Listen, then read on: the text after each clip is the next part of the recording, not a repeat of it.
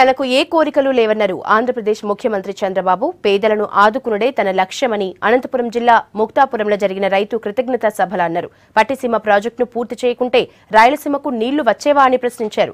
అన్ని వర్గాలను ఆదుకునుడే తన ప్రభుత్వ లక్ష్యంగా చెప్పారు చంద్రబాబు. నాకు ఏ కోరికలు లేవు, ఏ ఆశలు కూడా లేవు. సమైక్య ఆంధ్రప్రదేశ్ 10 సంవత్సరాల ముఖ్యమంత్రిని, 9 సంవత్సరాలు, 10 సంవత్సరాల అపోజిషన్ లీడర్ని. ఆంధ్రప్రదేశ్ ఏర్పడిన తర్వాత ఇప్పటి వరకు ఏ వ్యక్తికి దొరకని గౌరవం నాకు దొరికింది. అది నా పూర్వజన్మ సుకృతం.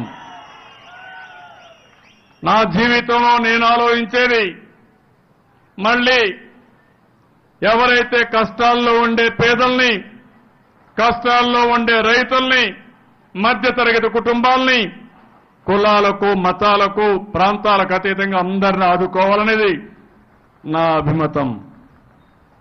ఈరోజు మీరు చూస్తున్నారు, నేను కష్టపడుతున్నా, మిమ్మల్ని కూడా అడుగుతున్నా కష్టపడమని. ఇద్దరం కలిసి కష్టపడితే ఏదైనా సాధిస్తామనే ధీమా నాకుంది.